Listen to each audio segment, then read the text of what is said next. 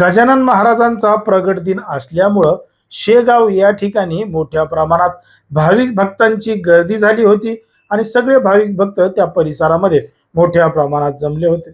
मग त्या परिसरामध्ये दुसऱ्या एका ठिकाणची एक 19 वर्षीय तरुणी या शेगावमध्ये आलेली होती. कारण की तिला तिच्या एका जवळच्या मित्राने त्या ठिकाणी आणलं होतं.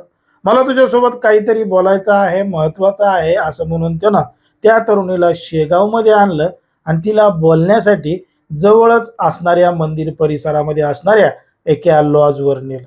मग लॉजवर गेल्यानंतर तो तरुण त्या तरुणीला बोलू लागला. बोलता बोलता त्या तरुणीला तिच्या जवळ घेऊ लागला आणि तिच्या सोबत नको ते कृत्य करू लागला.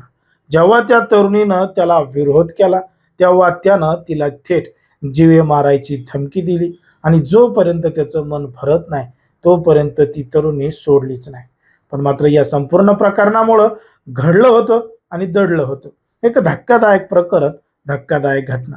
नेमकं काय आहे संपूर्ण प्रकरण, कुठं घडली आहे घटना, हे आपलं अगदी सविस्तरपणे बघायचंय.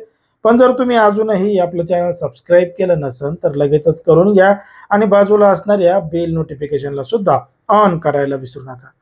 आता ही जी संपूर्ण घडलेली घटना आहे ती आहे बुलढाणा जिल्ह्यातील शेगाव या ठिकाणी घडलेली संपूर्ण घटना आहे. या ठिकाणी या परिसरामध्ये याच बुलढाणा जिल्ह्यातल्या एका गावामध्ये राहणारी एक 19 वर्षीय तरुणी होती. तर त्याच परिसरामध्ये राहणारा एक तरुण होता. आता त्या तरुणानं त्या तरुणीला सांगितलं की मला तुझ्यासोबत बोलायचं आहे, भेटायचं आहे आणि काहीतरी महत्वाचं सांगायचं. मग त्या तरुणावर त्या परिसरामध्ये राहणाऱ्या तरुणीनं विश्वास ठेवला आणि 2 फेब्रुवारी रोजी त्या तरुणीला शेगावमध्ये भेटायला बोलवलं. सुरुवातीला दोघं जण इकडं तिकडं तिकडं तिकडं फिरले आणि फिरल्यानंतर तो तरुण तिला लगेचच जवळच्या एका लॉजवर घेऊन गेला. लॉजवर घेऊन गेल्यानंतर दोघं जण रूममध्ये गेले.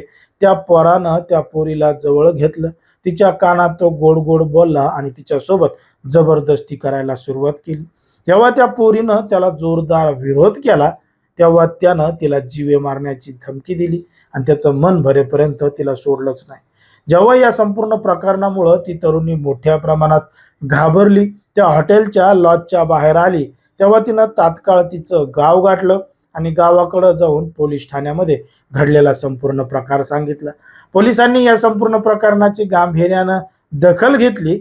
पण मात्र ज्या ठिकाणी हा गुन्हा घडला होता ते ठिकाण शेगावचं होतं, म्हणून तो गुन्हा शेगाव पोलीस ठाण्यामध्ये वर्ग करण्यात आला आणि पोलिसांनी या संपूर्ण प्रकरणाची गांभीर्यानं दखल घेऊन तो जो तरुण आहे, आरोपी आहे, त्याच्या विरोधात कठोरातली कठोर कारवाई करत पोलिसांनी त्याला ताब्यात घेतला आहे आणि त्याच्यावर कायदेशीर कारवाई सुद्धा सुरू आहे.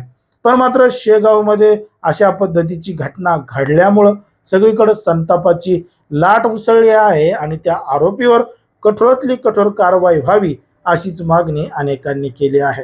पण मात्र सध्या समाजामध्ये, देशामध्ये, राज्यामध्ये कशा पद्धतीनं गुन्हेगारीचं प्रमाण वाढत चाललंय हे तुम्हाला या संपूर्ण प्रकरणावरून लक्षात आलं असेल. कोणाच्याही भावना दुखवणं, कोणाचंही मन दुखवणं हा आपला उद्देश नाही.